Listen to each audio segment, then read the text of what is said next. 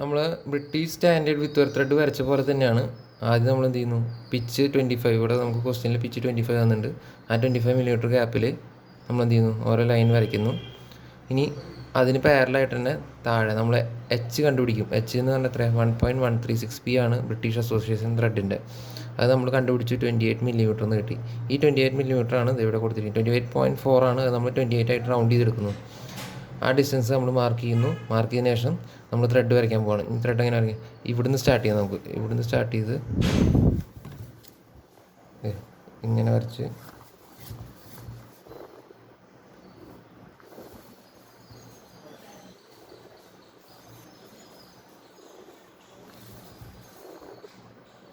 നമുക്ക് ക്വസ്റ്റ്യനിൽ 3 ത്രെഡ് മാത്രം കാണിച്ചാൽ മതി എന്നാണ് പറഞ്ഞിരിക്കുന്നത്. നമ്മൾ കുറച്ച് എക്സ്റ്റെൻഡ് ചെയ്യുക, താഴോട്ട് ഇങ്ങനെ വരച്ചിടുക. ഇവിടെ അതുപോലെ തന്നെ താഴോട്ട് വരച്ചിടുക. ദെൻ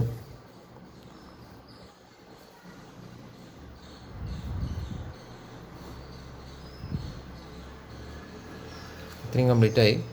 ഇനി അടുത്ത് ചെയ്യേണ്ടത് H3 കണ്ടുപിടിക്കാനുണ്ട്. H3 കണ്ടുപിടിക്കാം. നമ്മൾ ഇവിടെ H3 കണ്ടുപിടിച്ചു. H3 എത്ര കിട്ടുന്നത്, നമുക്ക് 15 മില്ലിമീറ്ററാണ് നമുക്ക് H3 കിട്ടുന്നത്.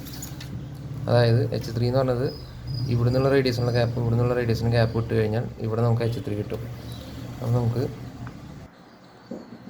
അതുപോലെ തന്നെ നമ്മൾ ബ്രിട്ടീഷ് സ്റ്റാൻഡേർഡ് വിത്ത് ത്രെഡിൽ H/6 കണ്ടുപിടിച്ചിട്ടുണ്ടായിരുന്നു. ആ സ്ഥാനത്ത് നമ്മൾ ഈ ബ്രിട്ടീഷ് അസോസിയേഷൻ ത്രെഡ് വരുമ്പോൾ 0.236 ആണ് നമ്മൾ കണ്ടുപിടിക്കേണ്ടത് H/6 സ്ഥാനത്ത്. അപ്പോൾ 5.9 കിട്ടും. 5.9 നമ്മൾ റൗണ്ട് ചെയ്തിട്ട് 6 ആക്കിയിട്ട് എവിടെ കൊടുക്കണം, ഈ റൂട്ടിൽ നിന്ന് 6 mm മാറിയിട്ടൊരു പോയിൻ്റ് ചെയ്യുക. അതേപോലെ എവിടെയാണ്, ക്രസ്റ്റിൽ നിന്ന് 6 mm മാറിയിട്ട് പോയിൻ്റ് ചെയ്യുക.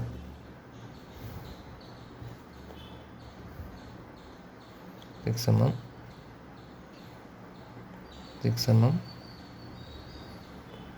എം ഇത്രയും മാർക്ക് ചെയ്തതിന് ശേഷം നമ്മൾ പ്രോ സർക്കിൾ ഉപയോഗിച്ചിട്ടോ അല്ലെങ്കിൽ കോമ്പസ് ഉപയോഗിച്ചിട്ടോ ഈ പോയിന്റിലൂടെ പാസ് ചെയ്ത് ഇങ്ങനെ ഒരു ആർക്ക് വരയ്ക്കുക. അതുപോലെ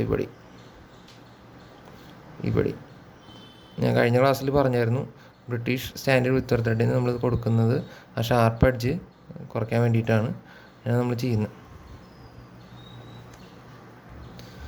ഈ വരച്ചിരിക്കുന്ന ആർക്ക് നിങ്ങൾ പ്രോ സർക്കിളോ അല്ലെങ്കിൽ കോമ്പസോ ഉപയോഗിച്ചിട്ട് വരയ്ക്കുക. ഞാനിപ്പോൾ റഫായിട്ട് വരയ്ക്കുന്നതേ ഉള്ളൂ.